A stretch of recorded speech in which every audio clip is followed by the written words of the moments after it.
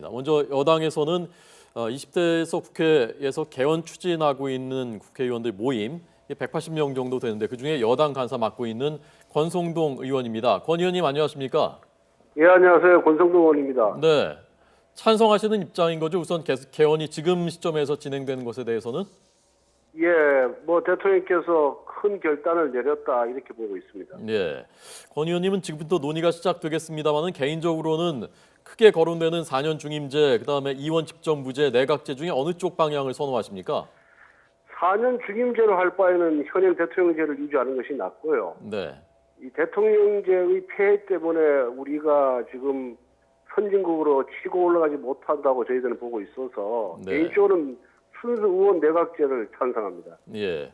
두 분 질문하시죠. 예, 저도 권 의원님, 저 김만음입니다.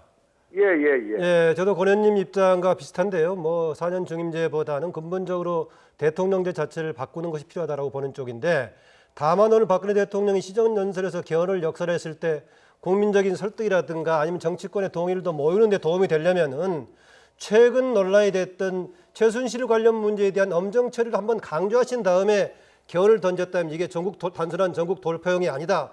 그런 공감을 얻을 수 있었을 거라는 아쉬움이 있습니다. 어떻게 보십니까? 글쎄 그 부분에 대해서는 또 그렇게 볼 수도 있겠습니다만은 얼마 전 국무회의에서 이 최순실 게이트와 관련해서는 철저 수사가 필요하다는 의견을 피력했기 때문에 굳이 그 얘기를 오늘 안 했다고 해가지고 전국 돌파역이라고 이렇게 폄하하는 건 좀 문제가 있지 않은가 생각합니다. 김 교수님. 예, 지금 내각제 개헌을 말씀을 하셨는데요. 대통령제든 순수 내각제든 다 좋은 점은 제도라고 봅니다. 왜냐하면 그것을 어떻게 운영하느냐에 대한 문제가 돼 있거든요. 내각제가 제대로 되기 위한 몇 가지 조건 중에서 하나가 정당 정치의 정상화거든요. 지금 아주 솔직하게 말씀을 드리면 새누리당이 보여주고 있는 여러 가지 이런 지도 체제에서의 문제성도 나타나고 있지 않습니까? 그러니까 야당도 마찬가지죠. 좀 회고록 문제를 가지고서 무조건 특정한 후보를 도와주는 식으로만 되고 있는데 내각제 개헌 이전에 지금 국회 차원에서의 강력한 정당 개혁에 대한 문제도 같이 논의돼야 되는 것은 아닌가라고 생각하는데요. 그 점에 대해서 어떻게 생각하시는지 좀 여쭤보고 싶습니다. 글쎄 개헌과 아울러서 정당 민주화라든가 정당 개혁이 함께 이루어지면은 아주 금상첨화라고 생각합니다만은 저는 정당 민주화가 안 되는 것도 이 대통령제 때문이라고 생각을 하고 있거든요. 그래서 이 개헌을 통해서 권력 구조를 개편을 하면은 자연스럽게 정당도 민주화될 것이다. 저는 그렇게 보고 있습니다. 예, 권 의원님 마지막 한 가지만 더 여쭤보겠습니다.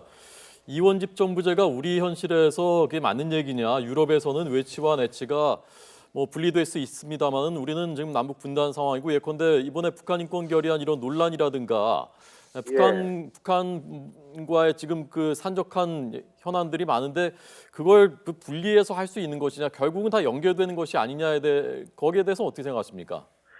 저도 그렇게 보고 있습니다. 지금 내치와 외치를 명확하게 구분하기가 어렵고요. 네. 또 외치를 대통령 권한을 줬을 경우에 그 권한 한계와 관련해서 대통령과 총리 간에 또 권한쟁의가 발생할 가능성이 있어서 예.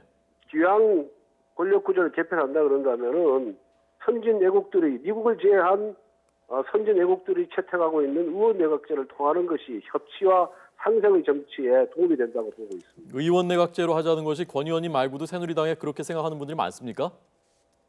글쎄 지금 의원들은 의원 내각제나 분권형 대통령제를 생각을 하고 있는데 네. 그 부분에 관해서 지금 당내에서 치열한 토론은 이루어지지 못했습니다만은 치열한 토론이 이루어지고 서로 논의하다 보면은 의원 내각제로 쏠릴 가능성이 높다고 봅니다. 예. 반기문 총장께서는 어떻게 생각하실까요?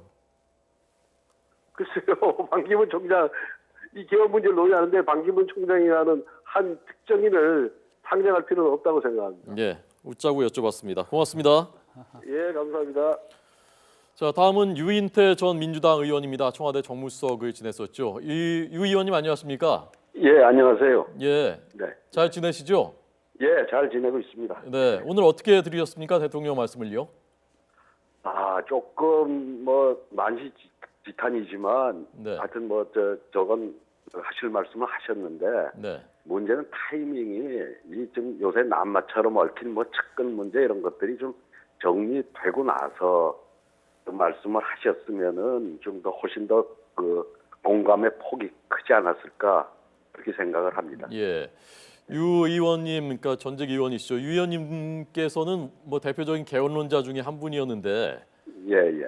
어느 쪽 방향이 바람직하다는 게 소신이신가요? 글쎄 뭐 그건 앞으로 더 열어놓고 논의를 해봐야 될 문제지만은 저는 개인적으로는 분권형 대통령제를 찬성하고 있습니다. 이원 집정부제 이른바 말씀하시는 거죠? 예, 예. 제가 조금 전에 그 권성동 의원께 드렸던 질문, 외치 내치를 우리나라에서 구별하는 것이 가능하냐에 대해서 어떻게 생각하십니까?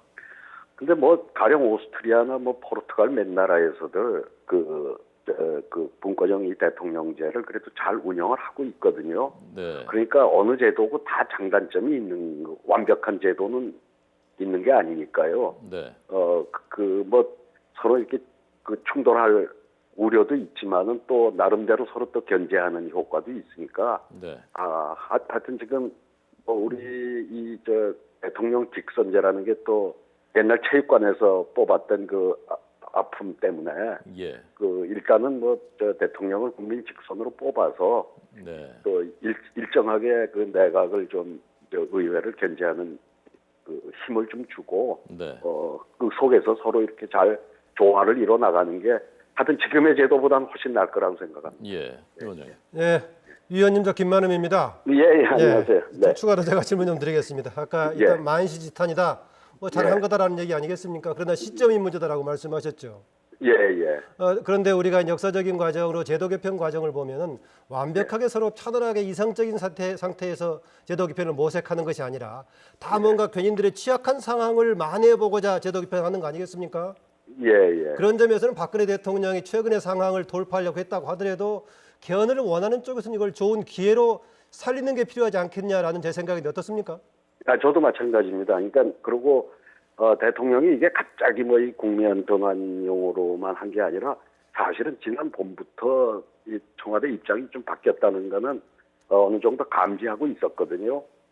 예. 그래서 이 정기국회에 좀 여러 가지 지금은 상당히 전국이 혼란스러움이 조금 지나고 나서 저는 대통령이 이 개헌안을 제안할 거다 이렇게 생각을 했는데 지금 뭐 타이밍은 하여튼 뭐 그렇지만은 그럼에도 불구하고 이 개헌이라고 하는 우리 국가의 틀을 국가의 미래를 위해서 하자고 하는 거는 그거는 늦게라도 대통령이 수용해 준 건 아주 다행이라고 생각을 합니다. 예. 김 교수님. 예, 우리 권력구조 개편, 뭐 분권형 내각제 얘기를 하고 있지만 실질적으로 권력구조가 제대로 작동되기 위해서요. 예. 선거제도, 특히 국회 관계가 굉장히 중요한데 예. 지금 많은 분들은 대통령 선거와 국회의원 선거를 같이 하는 게 굉장히 이상적으로 생각을 하고 있는 것 같아요. 근데 예, 저는 예. 그 개인적으로 거기에 절대 동의하지 않는데요. 그럼 예. 항상 여대 야서가 나올 수밖에 없는 구조가 되는데 예. 오히려 예. 대통령의 임기와 국회의원의 임기를 같이 하는 게 아니라 예. 중간에 국회의원 임기를 마치다든지 아니면 국회의원의 임기를 지금 4년에서 2년으로 줄이는 방법도 한번 큰 틀 속에서 논해보는 것은 어떤가라는 생각을 하고 있는데요. 거기에 대해서 혹시 개인적인 생각이 있으시면 좀 말씀 좀 해주십시오. 저는 저 19대에서 저기 새누리당의 이재호 선배가 개헌 모임을 한번 같이 해보자고 제안을 왔을 때 이건 개헌상은 아니지만 저는 선거제도를 개혁을 수반하지 않는 개헌은 반대입니다. 전 지금도 개인적 소신이 그렇습니다. 저하고 개헌에 찬성하는 분들도 견해가 다를 수 있습니다만 우리 아직까지도 지역구도라고 하는 게 어느 정도 상존하는 속에서 그렇게 분권형 개헌이 되면은 어느 특정 지역의 영구집권을 보장하는 제도라고 해서 국민적 공감대를 얻는데 상당히 좀 난관에 봉착할 거라고 보기 때문에요. 하여튼 이 분권형 개헌으로 갈 때는 오늘 대통령도 말씀하셨지만 우리 사회가 그만큼 이렇게 다원화됐는데 다원화된 정당들이 전부 정당들이 문제가 가능할 수 있는 선거제도 그거하고 이게 세트로 가지 않으면은 저는 이 개헌도 성사가 어려울 거라고 봅니다. 예, 위원님 제가 질문 추가 하나 더 드리겠습니다. 예, 예. 지금 이제 보니까 더불어민주당의 문재인 전 대표를 빼놓고는 여러 정당이나 잠룡들이 상당히 뭔가 새로운 변화를 좀 기대하고 있는 것 같은데요. 이 개헌이라는 것이 이후에 세력 구도라든가 세력 재편의 변수가 될 수 있을까요?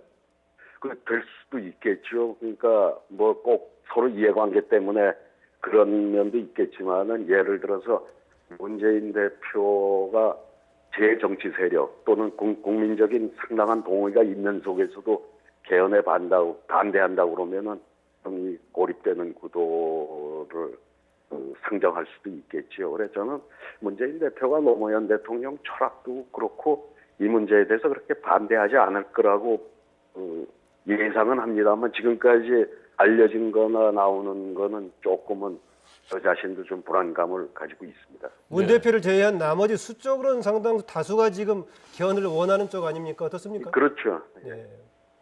근데 문재인 대표 쪽이 다수 아닙니까? 지금 야권에서, 야당에서?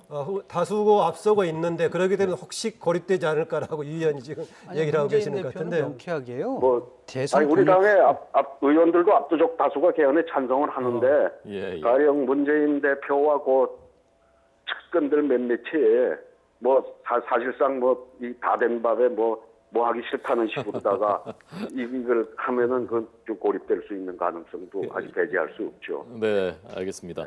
아까 선거구제 말씀하신 건 중대선거구제 바꿔야 된다는 말씀하시는 글쎄 뭐 거죠? 그건 독일식 명구제도 있고 다당제가 가능한 선거제도로. 그러니까 그동안 뭐 이 선거제도 얘기하려면 또 그 기니까요. 예. 네, 지금식으로 한 42% 가지고 52% 의석을 10%씩 더 얻어가지고 네. 이 뭐 다수결 뭐니 해가지고 이 독점하려고 하는 이 제도 자체를 바꿔이죠. 예, 알겠습니다. 네. 유 전 의원님께도 그 문재인 대표가 좋아할까요라는 질문을 드리려고 했는데 질문 드리기 전에 먼저 답해 주셔서 여기까지 듣겠습니다. 고맙습니다. 예, 건강하십시오. 감사합니다.